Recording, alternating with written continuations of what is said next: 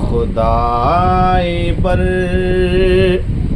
تر و بالا ہمیں پتہ کیا ہے. ہاشم میاں کا نام سن لیجیے. ہاشم میاں بورو بھائی اچھا مدنی میاں وہ ہے کلام نہیں. بہت خوبصورت کلام, مطلب عشق نبی میں جھوم کر کے انہوں نے ڈوب کر کے لکھا ہے. تھوڑا سمجھنے کی کوشش کیجیے گا, کہیں کہ ہم بتا بھی دیں گے. بہت اچھا کلام میں اچھی شاعری ہے, انشاءاللہ اچھا لگے گا آپ لوگوں کو. خدائے پر تر و بالا ہمیں پتہ کیا ہے. یعنی حضور نبی کریم کے بارے میں ارشاد فرماتے ہیں, لکھتے ہیں کہ تیرے حبیب مکرم یعنی اللہ کے نبی جو ہے ان کا مرتبہ کیا ہے ہمیں تھوڑے پتہ ہے. ان کا مرتبہ تو آپ رب ہیں, آپ نے جس طرح انہیں پیدا فرمایا, ان کی تخلیق کی, اور ان کی شان کیا ہے کما حق کو صرف تو ہی جانتا ہے. ہمیں اس کا معلوم نہیں. ہم تو صرف یہ جانتے ہیں کہ اللہ کے نبی ہیں اور شفیع محشر ہے, ورنہ حضور کا مرتبہ کیا ہے وہ کوئی نہیں جانتا. وہ کہتے ہیں نا کہ فرش والے تیری شوکت کا علو کیا جانے. اللہ تعالیٰ فرماتے ہیں کہ زمین پہ رہنے والے اللہ کے نبی کی شوکت, ان کی شان کیا ہے کیا جانے. خس روا عرش پہ اڑتا ہے فریرا تیرا. یعنی اللہ کے نبی کی شان کا جھنڈا تو آسمانوں میں اڑ رہا ہے, اور ہم فرش والے زمین پہ رہ کر کے ان کا مرتبہ تھوڑی جان پائیں گے.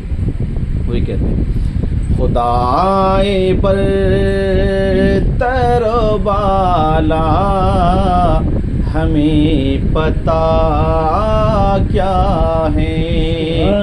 تیرے حبیب مکرم کا مرتبہ کیا ہے.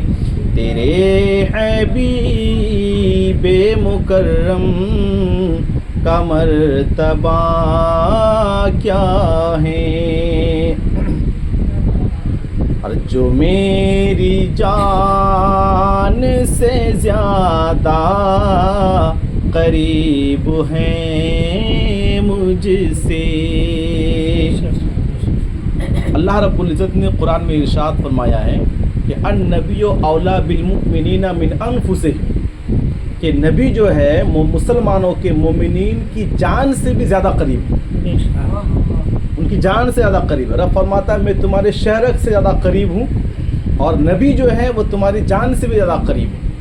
تو اگر اللہ کے نبی کو پہچاننا ڈھونڈنا ہے تو باہر کیوں ڈھونڈتے ہو, اپنے اندر جھانک کر کے دیکھیں گے تو ہمیں اپنا رب بھی ملے گا اور اللہ کے نبی بھی مل جائے گا. تو مومنین جو ہوتے ہیں ان کے دل و دماغ میں اللہ کے نبی جس طرح سے پہلے سے ہیں, بس ہمیں اس کا احساس کر کے ہے نا آگے زندگی گزارنا ہے. تو مدنی میں لکھتے ہیں کہ جو میری جان سے بھی زیادہ قریب ہے میں انہیں باہر ڈھونڈ رہا ہوں, آخر مجھے ہوا کیا ہے. وہ کہو جنا کہ مکی ہوئی جب کتی جاسوس ہمارے گھر تو یہ بھی تھی مزاج یہ بھی تھی بھول بھلا یاد کی کہو جنا سو بھلائی دھوئے لجے ذرا اسلام پورت گئی جن اس پہ گھر اچھلے تم ابھی دھن تو لڑتی تو کہو نا کہ لوگটা ہوئے کی میاں جب آپ یہ بھی تھی جیسے یہ بھی تھی. تو وہی کہا جاتا ہے نبی ہمارے دل میں ہے, جان سے بھی زیادہ قریب ہے, اور ہم انہیں ادھر ادھر ڈھونڈ رہے ہیں.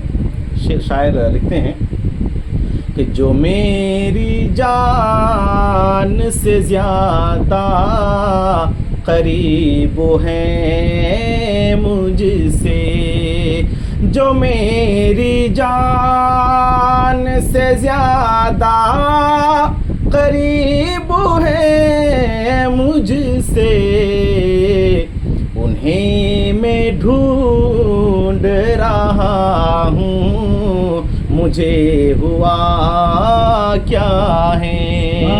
انہیں میں ڈھونڈ رہا ہوں, مجھے ہوا کیا ہے. تیرے حبیب مکرم کا مرتبہ کیا ہے. اور کوئی بلال سے پوچھے خبیب سے سمجھے, کوئی بلال سے پوچھے خبیب سے سمجھے. حضرت بلال حبشی کو تو ہم جانتے ہی ہیں, ان کا نام سنے ہیں. حضرت خبیب رضی اللہ تعالیٰ عنہ بھی انہی کی طرح ایک صحابی ہیں، اور ان پر بھی کافی ظلم ہوا، جس طرح سے حضرت بلال پر ظلم ہوا، اس طرح سے حضرت خبیب رضی اللہ تعالیٰ عنہ پر بھی ظلم ہوا ہے۔ ظلم کیوں ہوا؟ کیونکہ یہ لوگ اللہ کے نبی صلی اللہ تعالیٰ علیہ وسلم کو اپنا دل دے بیٹھے تھے۔ تو حضرت بلال رضی اللہ تعالیٰ عنہ کے بارے میں آپ نے شاید یہ واقعہ سنا ہوگا کہ جب وہ اللہ کے نبی کے ہو گئے، دامن رحمت میں پناہ لے لیے، اسلام کے چھتر چھائے میں آ گئے، تو کافروں نے کافی پریشان کیا ان کو اتنا ٹارچر کیا۔ تاریخ شاہد ہے، لکھتے ہیں کہ عرب کی بالکل گرم ریت پر، ایک تو گرمی کا موسم عرب تو جانتے ہیں، ابھی بھی وہاں گرمی ہے، کہتے ہیں لوگ کہ وہاں کے لوگ مکان بعد میں بناتے ہیں، پہلے اے سی خریدتے ہیں، اتنی گرمی، اتنی شدت کی گرمی ہوتی ہے۔ تو عرب کی تو گرمی ہے، اوپر سے اگر گرمی ریت اور پتھر پر پڑے نا تو وہ گرمی بالو اور پتھر جو ہے گرمی کو جذب کر لیتا ہے۔ একটা পথজন দোকান গরম হয়ে যদি ঠান্ডা হবে नहीं।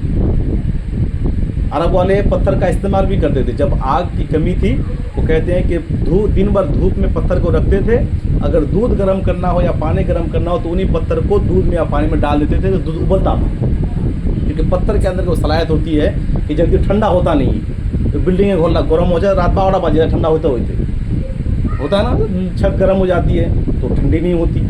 تو کہہ رہے ہیں کہ ریت اور بالو کا بھی وہی عالم ہے، جلدی ٹھنڈا ہوتا نہیں ہے۔ تو حضرت بلال حبشی رضی اللہ تعالیٰ عنہ کے چمڑے کاٹ کر کے اس کے اندر نمک ڈال دیا گیا اور کہا گیا کہ دین اسلام کو چھوڑ دو، انہوں نے کہا نہیں۔ پھر گرم ریت پر خالی بدن ان کو لٹا دیا گیا، یہیں تک بس نہیں، اگر گرمی میں لٹا دیا جائے کسی آدمی کو یا کھڑا کر دیا جائے تو آدمی چھٹ پڑائے گا، اٹھے پھالوا چاہے۔ تو ان کافروں نے اتنا ظلم کیا کہ بڑے بڑے پتھر ان کے سینے کے اوپر رکھ دیے، ایک تو چمڑا کاٹ کر نمک ڈال دیا، اوپر سے بالکل گرم ریت پر ڈال کر کے ان کو لٹا کر کے اوپر سے پتھر ڈال دیے۔ تب ان کو کہا گیا کہ چلو بھائی کلمہ کو چھوڑ دو، نبی کے دامن کو چھوڑ دو۔ وہ کہتے ہیں کہ نہیں، یہ ایک بلال تو کیا، اگر 100 بلال بھی اس طرح سے تم قربان کر دو گے، شہید کر دو گے، لیکن یہ زبان اور یہ دل محمد کا ہو چکا ہے، واپس نہیں آنے والا ہے۔ تو یہ سزا جو انہیں مل رہی تھی صرف اس لیے مل رہی تھی کہ اللہ کے نبی کی محبت میں سرشار ہو گئے تھے۔ تو کہہ رہے ہیں کہ اگر کوئی بلال کو پوچھے نا اور حضرت خبیب کو پوچھے کہ نبی کی الفت میں جو آپ کو سزا ملی وہ سزا کیسی ہے، وہ جو ظلم ہوا وہ ظلم کیسا لگا، تو کہیں گے کہ نبی کی الفت میں مر جانا دنیا میں کتوں کے سامنے جھکنے سے لاکھ گنا بہتر۔ تو وہ حضور کی محبت میں جو ہمیں سزا ملی اس میں صرف مزہ ہی تھا، اس کے علاوہ کچھ نہیں۔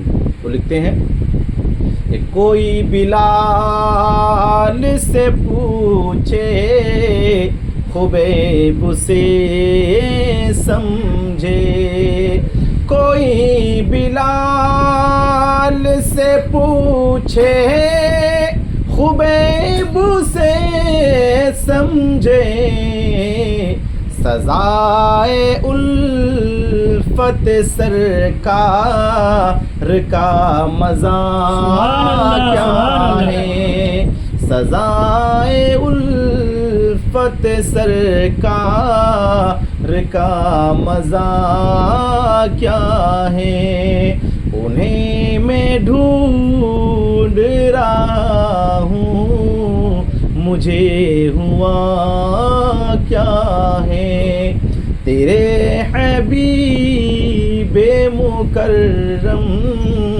کا مرتبہ کیا ہے۔ درود پڑھے اللہم